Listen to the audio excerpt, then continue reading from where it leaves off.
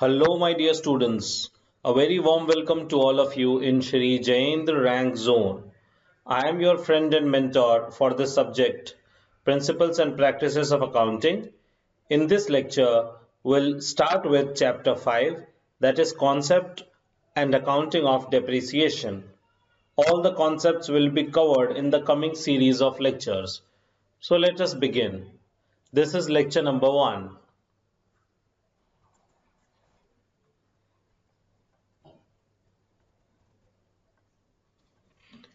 Let's see the learning objectives of this chapter first. Let us begin with the learning objectives. What we will study in this chapter.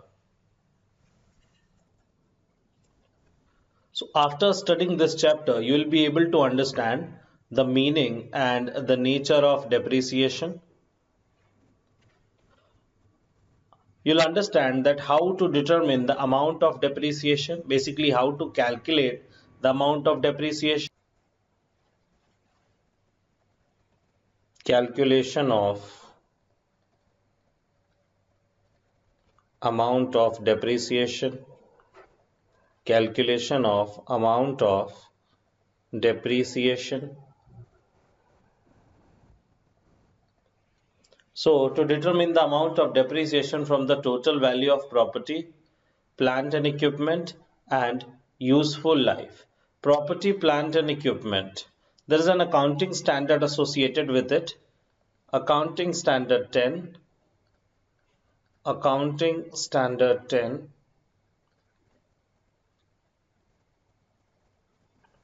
Property, plant and equipment.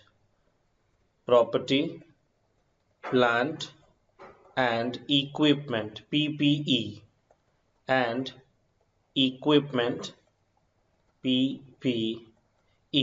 I believe you understood. So basically the depreciation accounting and the property plant and equipment, the property plant and equipment and the depreciation on these assets, the property plant and equipment.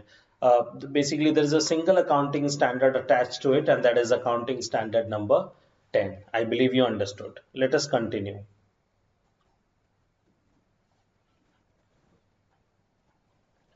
Understand various methods of depreciation.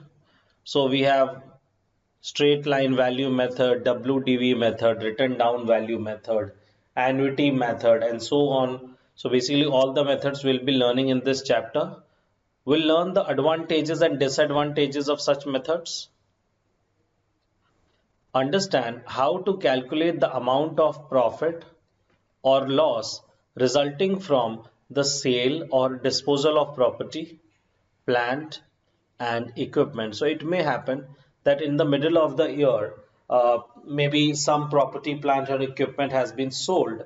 So uh, basically we need to calculate the WDV or the written down value of that asset on that date, and then basically this will be basically we'll be comparing it to the selling price, and the difference would be the profit resulting from sale or maybe the loss resulting from sale. So this is the conceptual part of it. Familiarize with the accounting treatment for change in the method of depreciation from straight line to reducing balance method, RBM. Reducing balance method is also known as written down value method. Familiarize with the accounting treatment of change in the estimated useful life and the residual value of property, plant and equipment. So it may happen that in the middle, basically generally as per the consistency principle, we follow the same policy, that is the same depreciation. If we are following SLM or straight line value method, we'll be continuing with the straight line value method only. But there are three reasons, and because of that there could be, we can change the value of method, and estimated useful life could also be changed, and we'll be learning that in this chapter, the reasons. I believe you understood this. So before we begin the chapter, let me tell you one thing, one small thing, that we generally, taxes are of two types. We have recoverable taxes, recoverable and the non-recoverable taxes. Non-recoverable taxes. So while calculating the actual cost, the non-recoverable taxes would be added over there, and the recoverable, basically the recoverable taxes won't be included in the costing part. Secondly, if you had purchased outside India, just write outside India purchase. Basically what happened, we need to pay import duties, that is also known as customs duties, and this is included while in the cost. If I talk about within India purchase,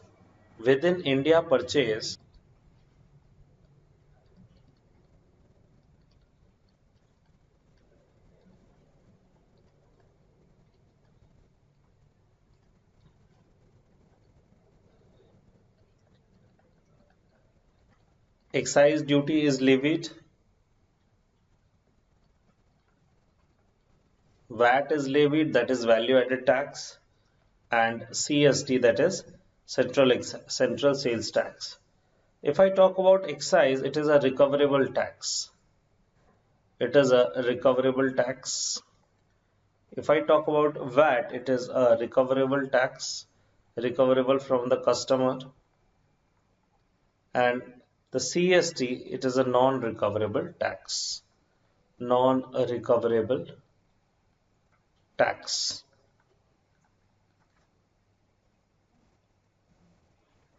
Okay, I believe you must have understood this much. Let us just take a quick overview of the chapter. So, objectives of providing depreciation. What is the objective of providing depreciation? To ascertain true results of operations. To ascertain the true result of operations of the business. Next, to present true and fair view of the financial position. To present true and fair view of the financial position. Third, to accumulate funds of the replacement of assets. To accumulate funds of the replacement of assets. And fourth, to ascertain true cost of production. To calculate true cost of production. The next is factors affecting the amount of depreciation. The next is factors affecting the amount of depreciation. First is cost of the assets. If cost of the assets will be more, the value of depreciation will be more. Expected useful life. If expected useful life is less, the depreciation will be more. And if the expected useful life is long, the depreciation will be less per year. Estimated residual value. This is also known as scrap value. Scrap value. Because of this also, the amount of depreciation changes every year. Understood? Let us begin with the introduction. The first part, introduction.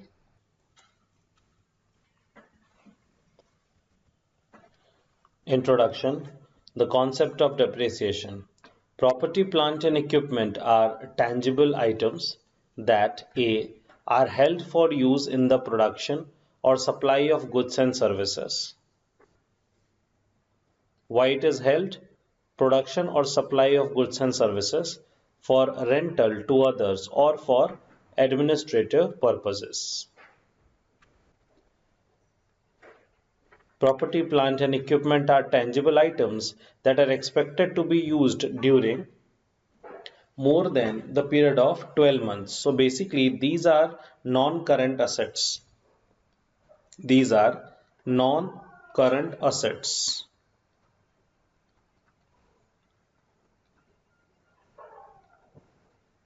That is fixed assets. Fixed assets.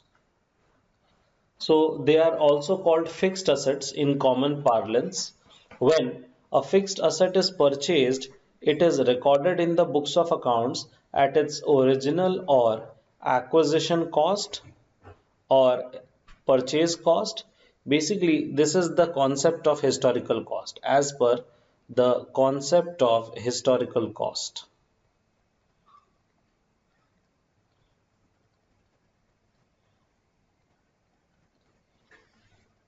However, fixed assets are used to earn what? On revenues,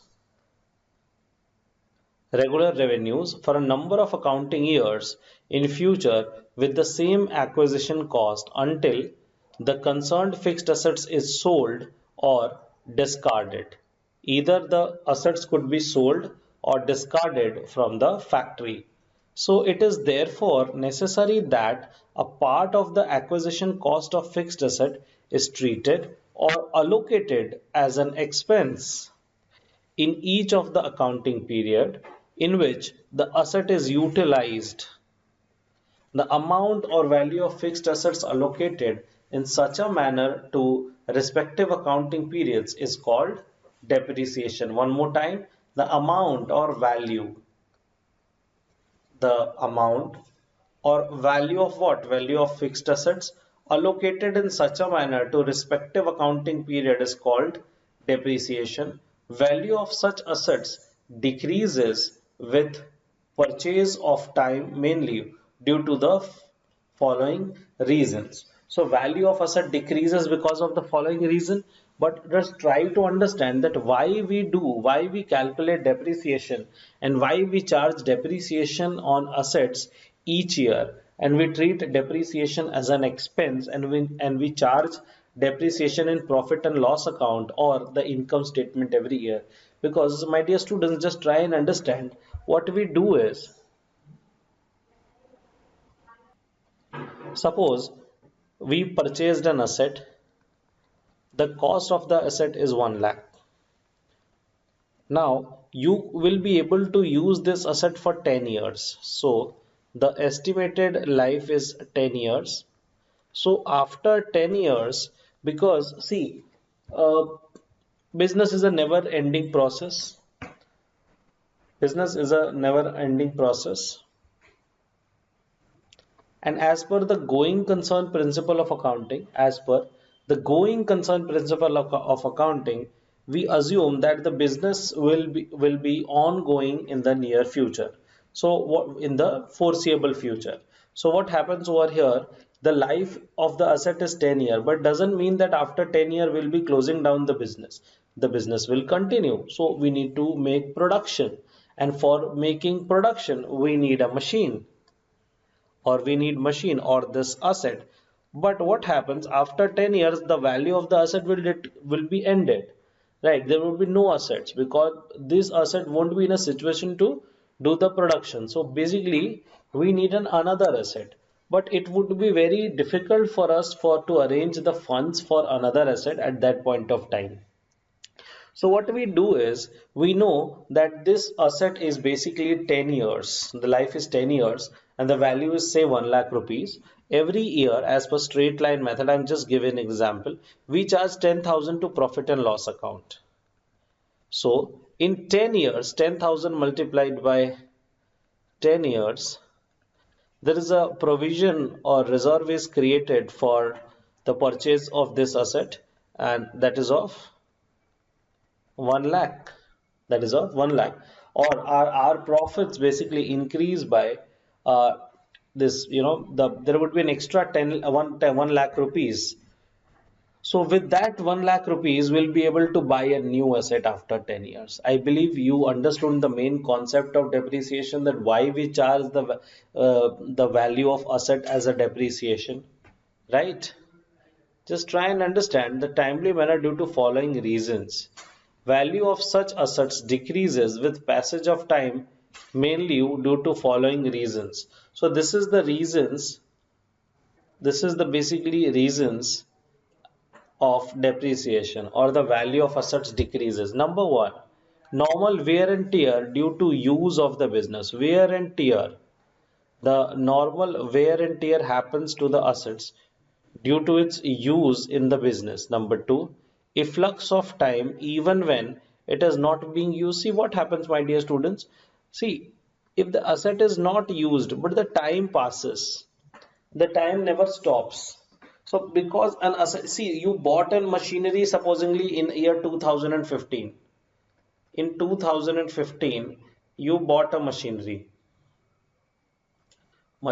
bought, purchased.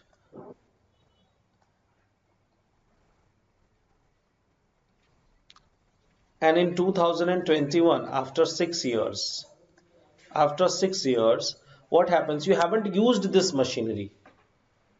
You haven't used this machinery. Now, what will happen after 6 years? The value of this machinery will deteriorate, or this machinery will not be in a usable condition, or the technology have risen so much, improved so much, the innovation has happened so much that this machinery will become an outdated machinery.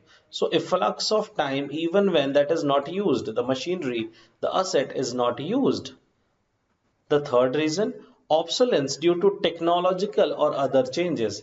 As I just shared with you, the new innovations have happened, the technology have improved, the machinery became obsolete. See, the machinery became obsolete. So see, I'll tell you, there was 3G mobile towers was working well. Now because the 4G mobile towers have come up, or the 4G facility is available to India, now all the towers which were offering 3G facility will become obsolete, outdated. The thing is, see, it is still in a usable condition, but because the 4G facility is there, now nobody wants 3G facility, right? So basically, the 3G towers to be removed and 4G towers to be installed. This will continue when 5G towers will be there in India. In India, it is not there right now, but whenever it would be there, this the same obsolescence will be applicable to 4G towers. I believe you understood. Let us continue. Let us continue. Point number four, decrease in market value of the asset. Decrease in market value of the asset. My dear students, see what happens. Supposingly you had bought a machinery and basically the written down value of machinery in your books is 5 lakh, but you feel that in market value, the market value of the machinery is 3 lakh only. Now, as per the conservatism principle or prudence principle, as per the prudence principle or conservatism principle, what happens? We decrease the value of the asset in books and the rest we charge to depreciation. Over here, you can say the value of depreciation is 2 lakh. The value of depreciation is 2 lakh over here. I believe you understood because there is a downfall in the market value of the asset. I believe you understood point number four. Point number five, depletion mainly in case of mines and other natural resources.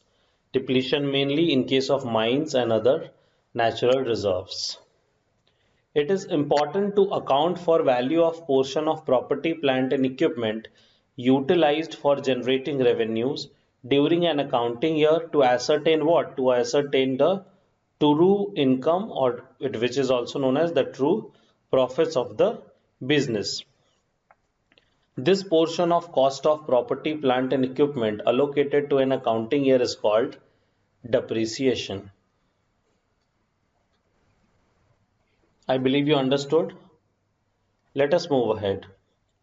As per Schedule 2 under the Companies Act 2013, depreciation is the systematic allocation of the depreciable amount of an asset over its useful life. Depreciation is the systematic allocation of depreciable amount of an asset over the useful life. The depreciable amount of an asset is the cost of an asset or other amount substituted for cost less scrap value or residual value of the asset. The useful life of an asset is the period over which the asset is expected to be available for use by an entity, or the number of production or similar units expected to be obtained from the assets by the entity. Thus, there are three important factors for computing depreciation. Number one, the first factor, estimated useful life of the asset. So for calculation of the value of depreciation, we must know the useful life of the asset, or useful life or estimated useful life of the asset must be known. Number two, cost of the asset must be known. We know the cost, we must be known, the cost of asset must be known. And the third, the residual value, the scrap value must be known, which could be fetched uh, at the end of the useful life of the asset. So read it. Residual value of an asset at the end of the estimated useful life of an asset. Understood? Let us continue. Depreciation of an asset. Depreciation of an asset begins when it is available for use. That is, when it is in the location or condition necessary for it to be capable of operating in a manner intended by management. Thus, it is not necessary that an asset must be used to be depreciated. There is decrease in the value of asset due to normal wear and tear even when the asset is not physically used. So you had purchased an asset, bring to your factory, installed it well, and now it is ready for use, but you are not using it. Still the value of depreciation needs to be calculated whether that asset is in use or not, because the efflux of time, because of the obsolescence, the value of asset decreases. Accordingly, the value of such wear and tear should be estimated and must accounted for. I believe you understood. Let us continue. Depreciation is allocated so as to charge a fair proportion of depreciable amount in each accounting period during the expected life of an asset. Depreciation is allocated so as to charge a fair proportion of a depreciable amount in each accounting period during the expected useful life of an asset. Next, the loss in the value of asset employed for carrying on a business being an essential element of business expenditure. So what happens? The asset we are using, there would be a loss in that asset because the normal wear and tear will happen obviously, and it is necessary to calculate the amount of such loss and make a provision and therefore arrive at the amount of profit or loss made by the business.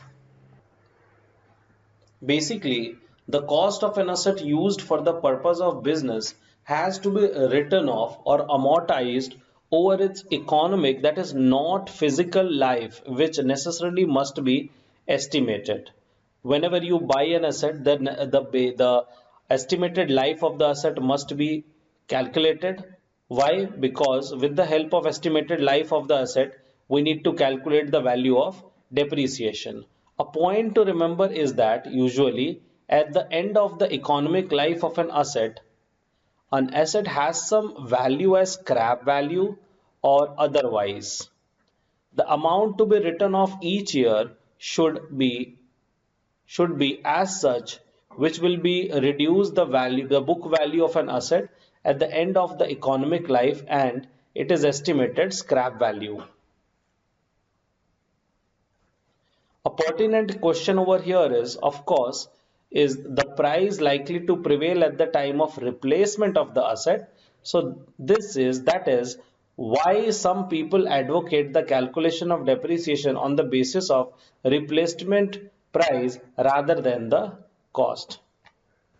But we don't know the replacement price of the asset, whether it would be more or less, and that is why generally we calculate it on cost only.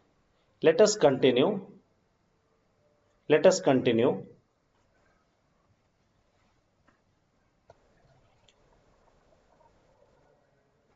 The next is, just write one point over here.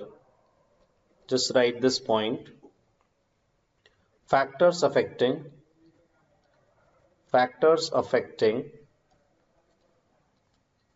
factors affecting the amount of depreciation. The amount of depreciation. Factors affecting the amount of depreciation.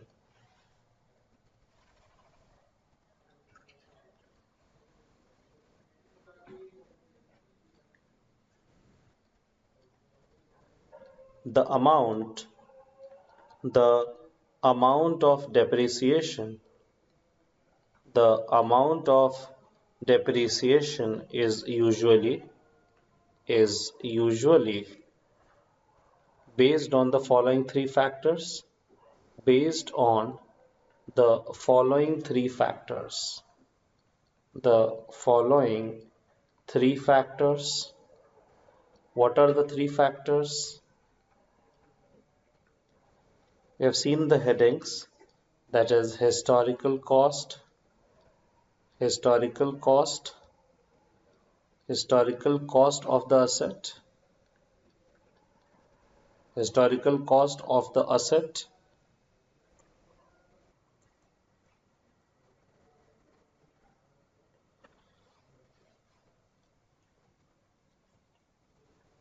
just right, historical cost, historical cost of a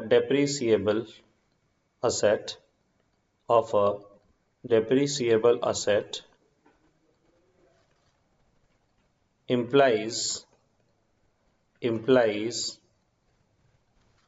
the cost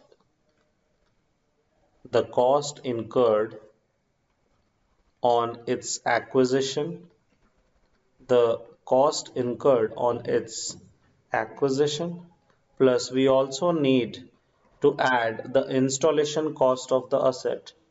We also need to add the installation cost of the asset, the commissioning and and for additions for additions to or improvements or any improvements thereof, any improvements thereof which are of capital nature.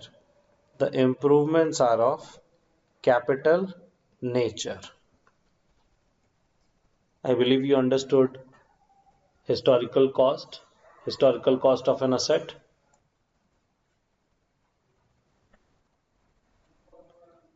Next point, expected useful life, expected useful life,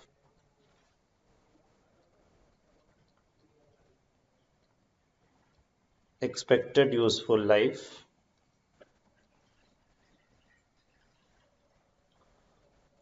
just right, expected useful life,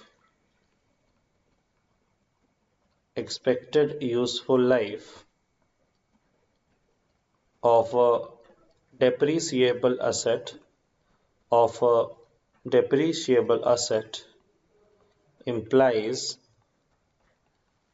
implies either implies either the period implies either the period over which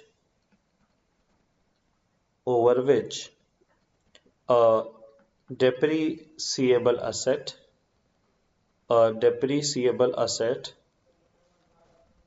is expected to be is expected to be is expected to be used expected to be used by the enterprise by the enterprise or the number of or the number of production or similar units similar units expected expected to be obtained from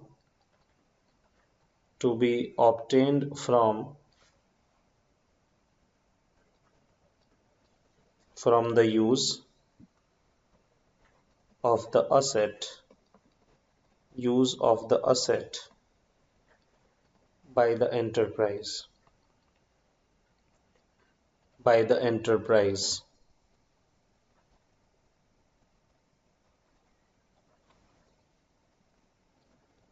Let's write the third point, and that is estimated residual value, estimated residual value,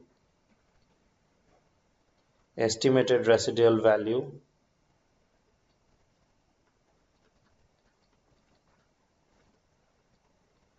estimated residual value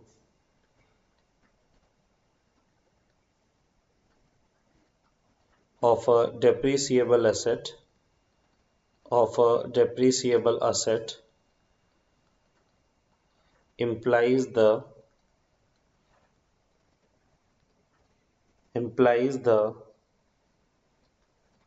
value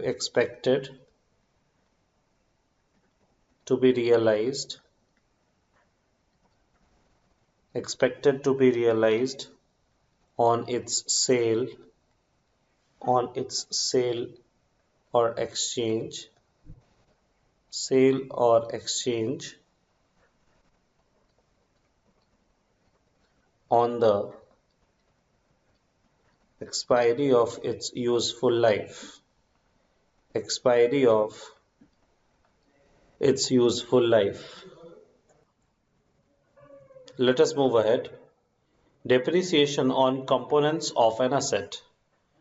Depreciation on components of an assets. It may be noted that accounting standard as well as the Companies Act 2013 requires depreciation to be charged on a component basis, each part of the item of property, plant and equipment with a cost that is significant to the relation of the total cost of the item should be depreciated separately. An enterprise should allocate the amount initially recognized in respect of item of a property, plant and equipment to its significant parts or components and should depreciate each such part separately based on the useful life and residual value of each particular component. Let us see an example. Aircraft is a classic example of such an asset. The airframe, that is the body of the aircraft, the engine and the interiors have different individual useful lives. If the life of an airframe being the longest of the individual lives of three major types of components is taken as the life of the aircraft, it is important that other two major components, that is engine and the interiors, are depreciated over their respective useful life and not over the life of the airframe. Other components, usually small and low value, which will require the replacement very frequently, may be depreciated over the useful life of airframe and their frequent replacement cost may be charged to expense and then when it is incurred. Here, it is important to note that the part of the property, plant and equipment to be identified as a separate component and should have both a significant cost which compared to overall cost of the item of property, plant and equipment and b. the estimated useful lives of the depreciation method different from the rest of the parts of the property, plant and equipment. Do it once more. Here it is important to note that the part of the inventory, property, plant and equipment to be identified as a separate component should have both a significant cost when compared to the overall cost of the item of property, plant and equipment and b. the estimated useful life or the depreciation method of different from the rest of the parts of the property, plant and equipment. A significant part of the item of property, plant and equipment may have a useful life and a depreciation method that are the same as the useful life of the depreciation method of another significant part of the same item. Such parts may be grouped in the determining the depreciation charge. The next topic is objectives for providing depreciation. So let's see what is the objective of providing depreciation and why it is required to provide depreciation. The first objective.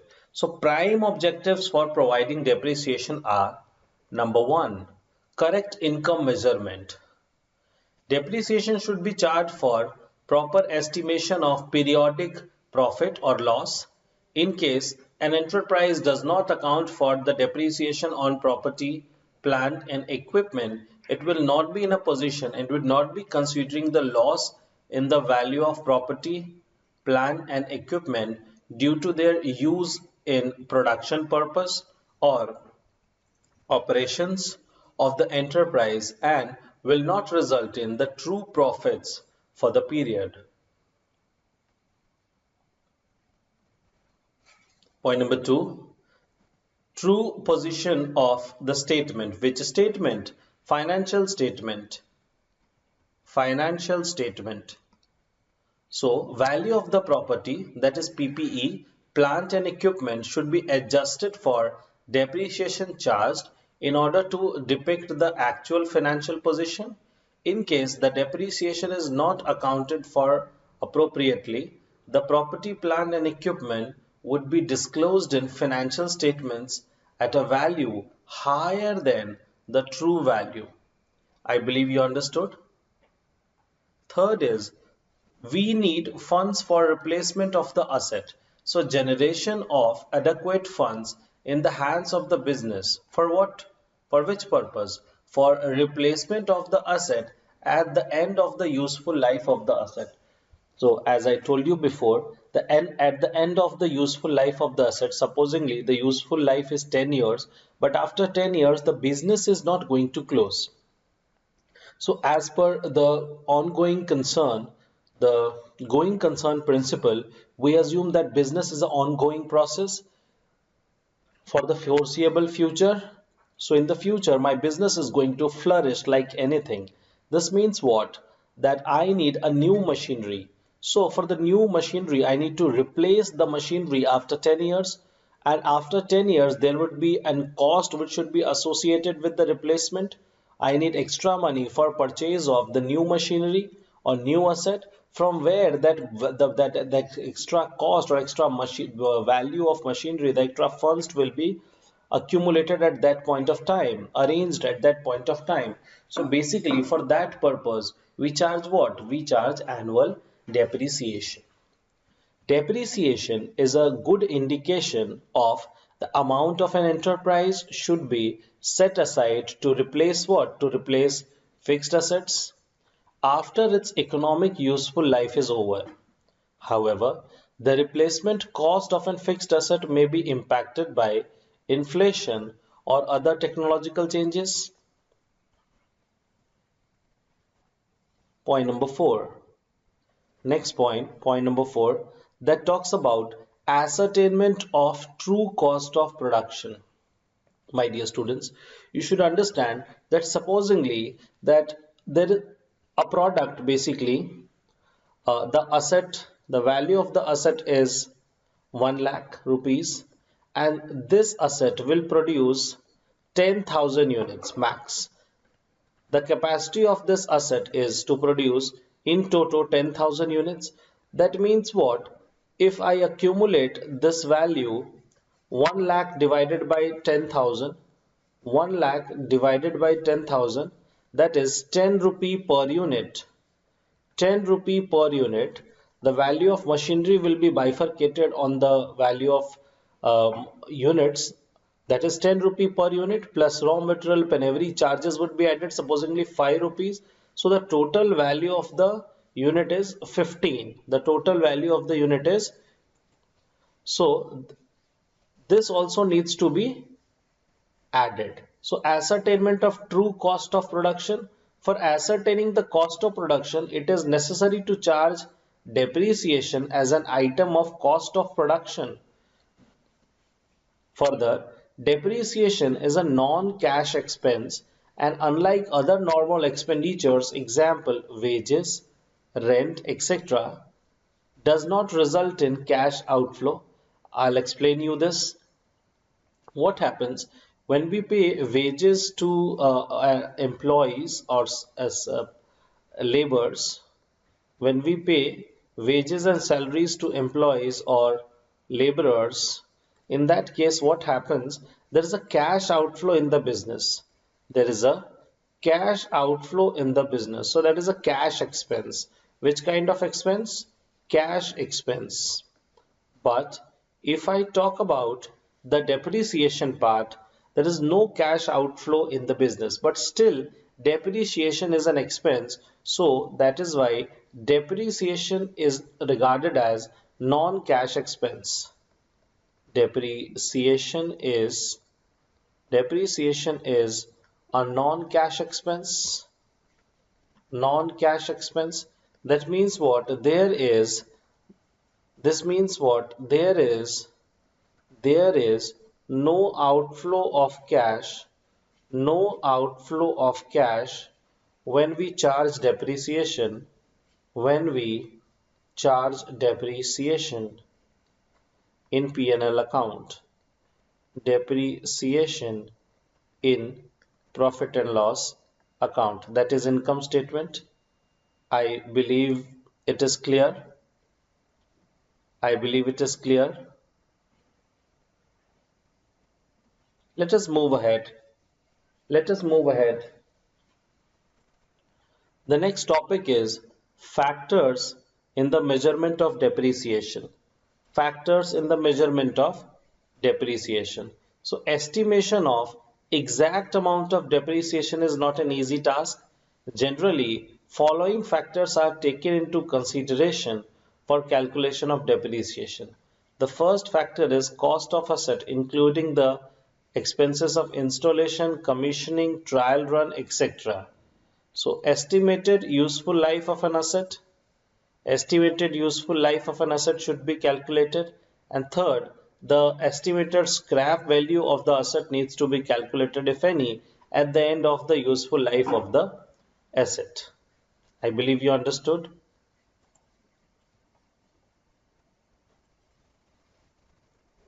The above mentioned factors are explained over here. First, the cost of depreciable asset represent what? It represent the money outflow, the money outlay or its equivalent in connection with its acquisition, installation and commissioning, as well as for additions to or improvements thereof for the purpose of increase in efficiency. We have discussed this in more detail in the coming paragraph. So let us continue. Useful life is either number one useful life is either number one the period over which a depreciable asset is expected to be used by the enterprise. The depreciable asset is expected to be used by the enterprise.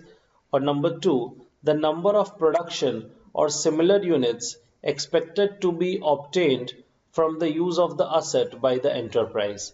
I'll quote an example for point number one. Supposingly, you use a particular machinery. You use a particular machinery. Generally, we can use this machinery for 10 years, but as per law, the law do not law do not allow to use this machinery for more than 6 years. Why? Because the government officials say that after 6 years, this machinery will pollute the environment so much that it would be in a non-usable conditions, and this should not be used.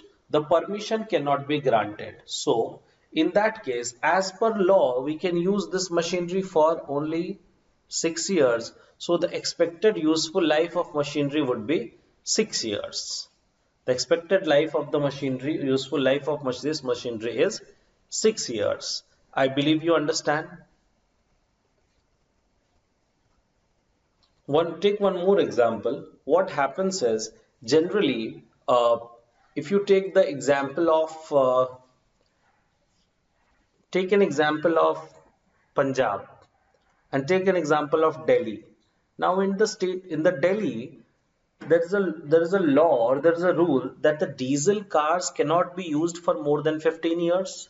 The diesel car cannot be used for more than 15 years, but this is not the case in Punjab. So if you are buying a diesel car in Punjab, you will be able to use that car for even 20 years, for 25 years also. If that car is in a usable condition, you can use it. There is no law which force you to stop using it after 15 years. But there is a pollution problem in Delhi, and that is why they do not allow diesel cars to be used for more than 15 years. So while calculating the depreciation, the Delhiites, they calculated as per the useful life, and the maximum useful life for diesel car in Delhi is 15 years. I believe you understood. But there could be a company who can use 20 years in Punjab for the same car. Understood? Point number two, the number of production or similar units expected to be obtained from the use of asset to the enterprise.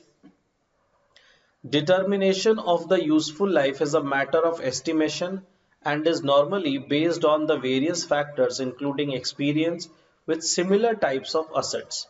Several other factors like estimated working hours, production capacity, repairs and renewals, etc. are also taken into consideration on demanding situations.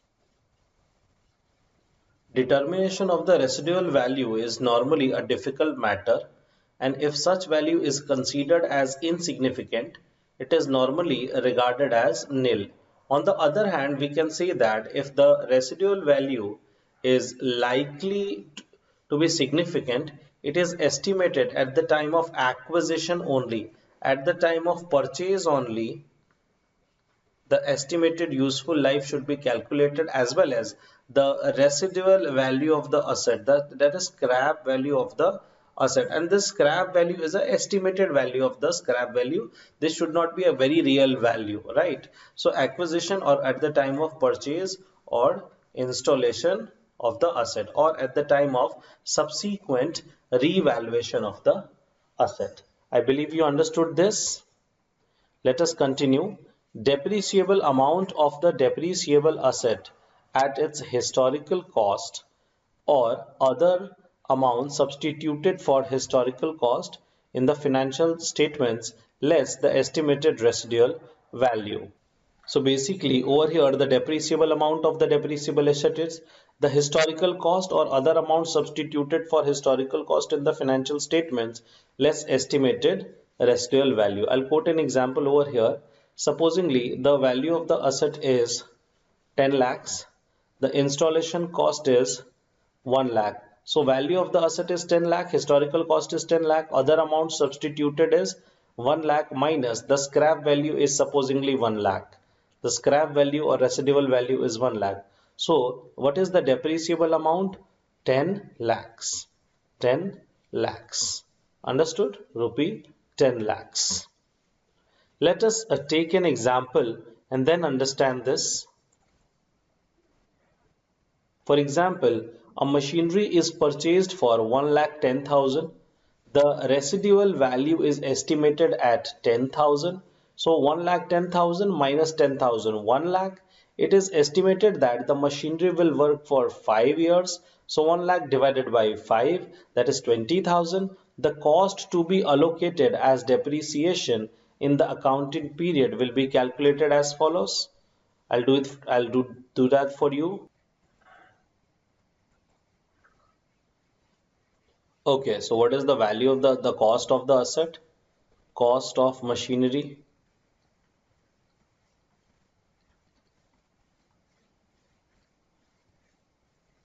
purchase price, purchase price equals rupee 1,10,000 plus plus installation cost,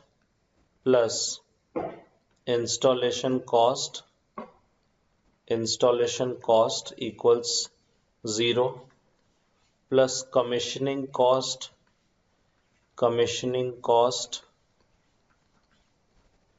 commissioning cost is also 0. Supposingly there is a trial run, so trial run cost, over here there is no information given over here, so 0. So basically it is 1,10,000. This means what? Okay. Now this is 1,10,000. Now calculate. Now write about the scrap value of the asset. Scrap value. Scrap value equals. Scrap value equals 10,000. I am putting this 1,10,000 down over here as cost or purchase price of machinery. Scrap value is 10,000.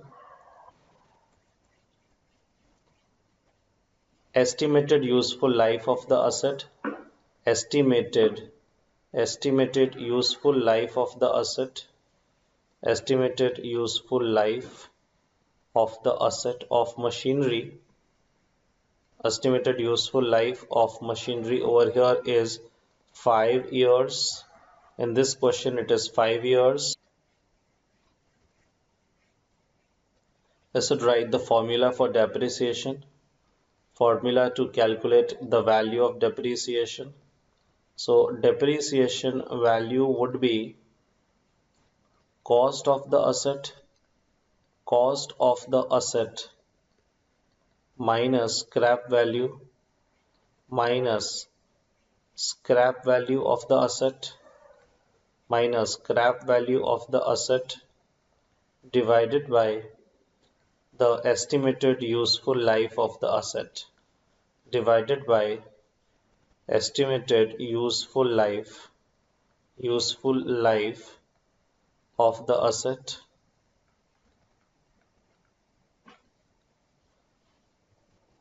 Estimated useful life of the asset. In this question, the cost of the asset is given over here, which is 1,10,000.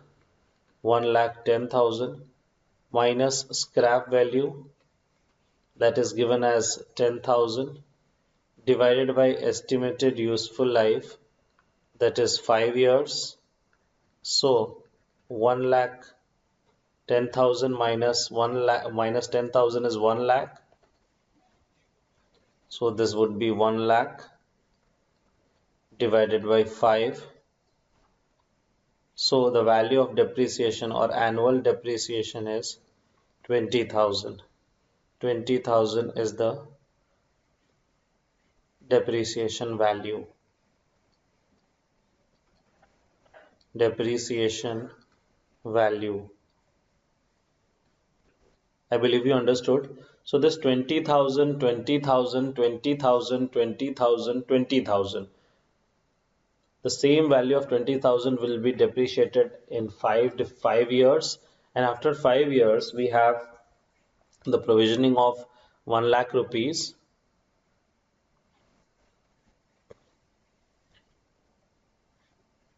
The provisioning of 1 lakh rupees, and with that 1 lakh rupees it would be easier for the organization to replace this machinery, I believe you understood. Let us move ahead. Let us move ahead. See this first point, cost of the property, plant and equipment that comprise of. I told you the property, plant and equipment is as per accounting standard 10, that is PPE, property, plant and equipment. So how the cost it should be ascertained, what things should be included in the cost and what things should be excluded from the cost or should not be included in the cost. So a, its purchase price. So purchase price of the asset should be included. Purchase price of the asset should be included. Including what? Including non-refundable import duties. In the beginning of the chapter, I had a word with you and I showed you that there are refundable taxes and non-refundable taxes. So we only need to take into account the non-refundable taxes. Just see it over here, recoverable tax, recoverable and non-recoverable taxes. About the import duties, so those import duties which are non-refundable in nature, which are irrecoverable in nature, these should form the part of cost of an asset. I believe you understood. They should form the cost of an asset, including the non-refundable import duties and purchase taxes. Purchase taxes could be value added tax, but you should understand one thing, that value added tax is a recoverable tax. Value added tax is a recoverable tax. So this will not be a part of here. This will not come over here because this is recoverable in nature. But there is a tax CST, Central Sales Tax, which is irrecoverable. Irrecoverable. Irrecoverable tax, Central Sales Tax. So this will be added over here after deducting trade discounts and rebates. So trade discounts and rebates should be deducted from the cost of the asset. Is it clear? Let us go to the next point. Any cost directly attributable to bring the asset to the location and condition necessary for it to be capable of operating in a manner intended by the enterprise. Supposingly, we had purchased a machinery in Mumbai and we are bringing the machinery from Mumbai to Delhi or from Mumbai to Kerala. In that case, the cost incurred basically the cost incurred on the transportation cost from bringing the asset from Mumbai to Delhi, this cost is to be treated over here and added to the cost directly. Understood? So any cost directly attributable to bringing the asset to the location of use and conditions necessary for it to be capable of operating in a manner intended by the enterprise. Example, what example I have given over here? Example, the transport cost of the asset to bring it to bring it to the factory to the factory. I believe you understood. Next, the initial estimates of the cost of the dismantling, removing the item and restoring the site on which the asset is located. It may happen that we need to restore the whole site on which the asset is located, and then we have to restore it, and then we have to install this machinery over there. So restoring the site will also be a part of the asset, the cost of the asset. I believe you understood. Supposingly we have this land, but this land is a very uneven situation, uneven surface. In that case, we need to bring this land into a even surface, a normal surface, and after that we can install the machinery that we had bought. So in that case, the surfacing cost of this land will be added to the cost of the machinery. I believe you understood. Let us take one more example. Supposingly we had bought a chimney. In the factory we had bought a chimney. Now, so you should understand that there is an outflow of gas in the chimney, and that suction or that piping needs to be done on the terrace. Now we have made certain changes in our building, so that the building we have made certain changes in the building so that this asset could be installed easily in the building. Now you should understand one thing over here. The changes is made in the building, but why this change has been made? Because there is a machinery installation is required. So any cost of changing the surface of the building would be added to the cost of the machinery and not added to the cost of the building. I think it is clear and logical. Okay, I believe you understood. Let us take a few examples now. So examples of cost directly attributable to cost are: number one, cost of employee benefits arising directly from acquisition or construction of an item of property, plant and equipment. PPE. Number two, cost of site preparation. We prepared a site. We made the surface even. Earlier it was uneven. We made this even. We properly installed it, and in that case, the cost of site preparation. Third, the initial delivery and handling cost. The delivery and handling cost, I'll give the example of transportation. Transportation. The next is the installation and assembly cost. The assembly of an asset, and there is a trainer required, there is a helper required. The cost of the trainer, the salary or wages paid to the trainer also to be added to the cost of the asset. I believe you understood. The cost of testing whether the asset is functioning properly or not after deducting the net proceeds from selling the items produced while testing. Like such a sample produced while testing will also add to the value of asset. Next, professional fees paid to the engineers hired for helping the installation of the machine or a trainer or a trainer that should that is required who will be able to help the workers and guide the workers that how to use the machine. He will be able to teach the workers how to use the machine, the train the workers. In that case, the payment paid to the trainers will also be added to the cost of the machine. I believe you understood. Let us move ahead now. Thus, all the expenses which are necessarily for the asset to bring it in condition and location of desired use will become the part of cost of the asset. However, following expenses should not be a part of or cost of the asset. Point number one, the cost of opening new facility or business such as inauguration cost.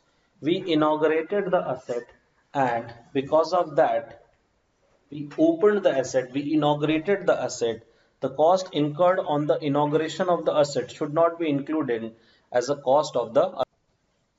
Number B, cost of introducing the new product or service. For example, cost of advertisement or promotional activities, cost of introducing the new product or service, that is for example cost of advertising or the promotional activities. C, cost of conducting the business in a new location or with a new class of customers, including the cost of staff training, etc. So the new location cost should not be added over here. Next, administration and other general overheads. Administration and other general overhead cost will should not be included in the value of the asset or cost of the asset. Next, once the asset has been bought to its intended condition and location of use, no cost should be recognized as a part of cost of the asset unless there is major repair or additions which increases the useful life of the asset or improves the production capacity of the asset. Accordingly, we can say that cost incurred while the item is capable of operating in intended manner but it is not yet put to use, or is used at less than full capacity should not be capitalized as a part of cost of the asset. Similarly, cost of relocation of the asset should not be capitalized. Relocation of the asset should not be capitalized. Any additions made to a particular item of property, plant and equipment after it is initially put to use are depreciable over the remaining useful life of an asset, and therefore it is important to maintain an asset register. It is very important to maintain an asset register capturing the asset-wise details of cost, the rate of depreciation, the date of capitalization, and all these details need to be captured for any additions for existing assets as well. In the absence of adequate information, it will be very difficult to compute depreciation expenses year on year, year after year, and also at the time of disposal or discarding of the particular asset, it will not be possible to compute either gain or loss on sale or disposal of that asset. I believe it is clear.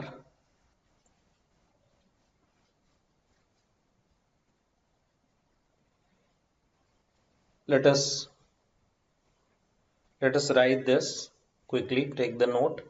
Depreciation on additions of fixed assets. Depreciation on depreciation on additions of fixed assets. Additions of fixed assets. Fixed assets. Let us continue. Let us continue.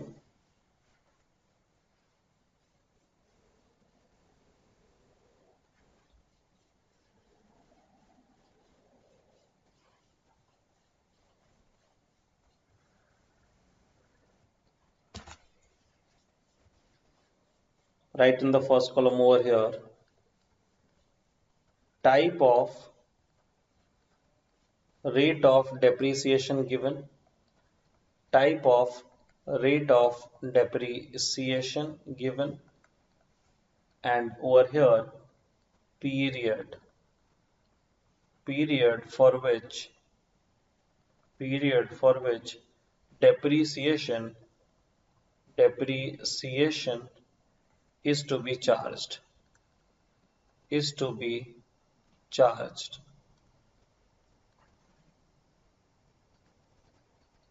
Start from here. When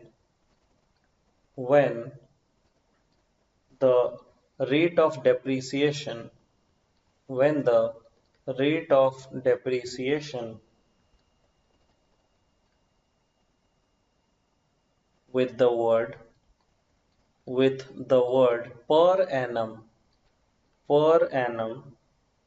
is given, with the word per annum is given, example is 20% per annum, 20% per annum. The first condition, the first condition, if the if the date of acquisition is given, if the date of acquisition is given, if the date of acquisition is given,